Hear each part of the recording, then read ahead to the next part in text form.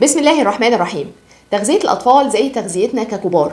ما هم هياكلوا إيه؟ يعني ما هم بياكلوا معانا، الأسرة كلها بتاكل من نفس الأكل، ولكن في نقاط لازم نخلي بالنا منها كويس قوي. ليه؟ لأن أي خلل بيحصل في تغذية الأطفال بيأثر معاهم العمر كله وبيقعد معاهم على المدى الطويل، لأن هم بالظبط زي النبتة الصغيرة اللي لسه بتطلع، ولازم يكون في عناية كبيرة جدا وعناية جيدة جدا بالنبتة اللي لسه بتطلع عشان ما يحصلش خلل في نموها. التغذية الجيدة للأطفال بتأثر على طولهم وذكائهم وحتى قوة احتمالهم لمشاكل الحياة في المستقبل. تتخيل انت ان نفسية الطفل واتخاذه القرارات وعقليته بتعتمد على تغذيته من وهو صغير، بل ان الحكم على الطفل دوت هيبقى في المستقبل وزنه مثالي ولا بيعاني من السمنة برضه بيعتمد على تغذيته في بداية حياته، بل انه بيعتمد على تغذيته من وهو في بطن امه.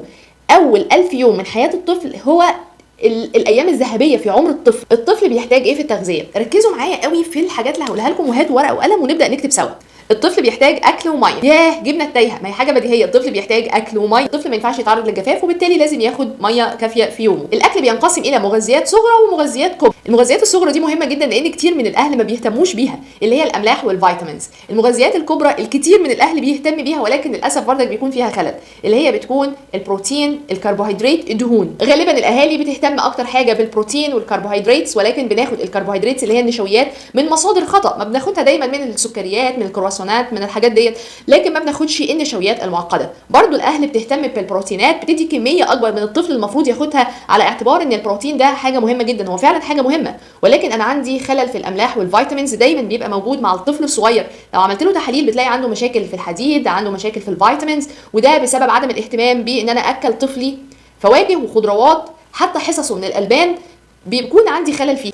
الاهل بتعتمد على سد الجوع اهم من الكواليتي بتاعه الاكل، ان انا بدي كميات كبيره عشان ابني ما يشتكيش من الجوع، المهم ان ياكل كميات كبيره، بالرغم ان انا ممكن ادي لابني لقيمات ومعالق صغيره جدا ويكون فيها الفايده وما يحصلش عنده خلل اصلا في التغذيه بتاعته. لازم اركز قوي في التغذيه مع الاطفال وقت طفرات النمو. ايه هي طفرات النمو؟ لما الاقي ابني الصغير صحي تاني يوم خلاص البنطلونات مش على مقاسه، بدا يطلع له شنب، بدا يبقى طولي، دي اسمها طفره نمو. وحتى الاهالي ساعتها بتشتكي ان الطفل بياكل الاخضر واليابس، بيفتح الثلاجه ما بيكفيهوش، بياكل وجبه واثنين وثلاثه في اليوم. هنا لازم انا قوي اهتم بالنوعيات اهم من الكميات، وهو فعلا كمان بيحتاج كميات ولكن انا ادخلها له بحرص.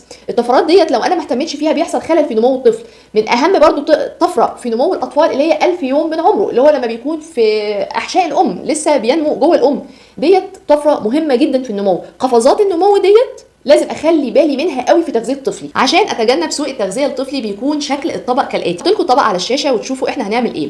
هنقسم الطبق لاربع ارباع.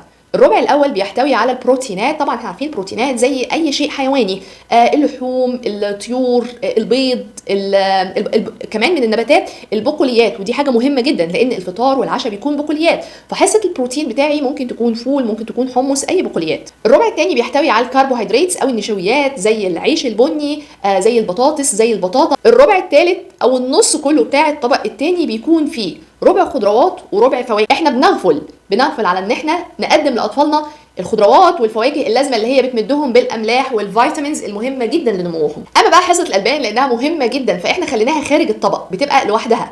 الطفل بيحتاج من حصتين ل3 البان في اليوم، ما ينفعش اغفل عنهم لان هم المهمين جدا لنمو العظام بتاعته، ده غير الاملاح المهمه والفيتامينز المهمه في الالبان، زبادي او لبن او حتى الاجبان اللي من نوعيه تكون كويسه ومصنوعه بشكل طبيعي. في حاجات لازم تكون متواجده معايا يوميا في غذاء طفلي عشان ما يحصلوش سوء تغذيه، وهي حصص الالبان من 2 ل 3 في اليوم. كمان من الحاجات المهمه جدا ان ياخد من 3 ل 4 حصص فواكه، من 3 ل 4 حصص خضروات، يشرب ماء كويس. خلاصه الكلام، ابنائنا هم ثروتنا للمستقبل، ما ينفعش ابدا نغفل عن تغذيتهم. نهتم جدا بغذاء ابنائنا ونقول دمتم بخير وسلام.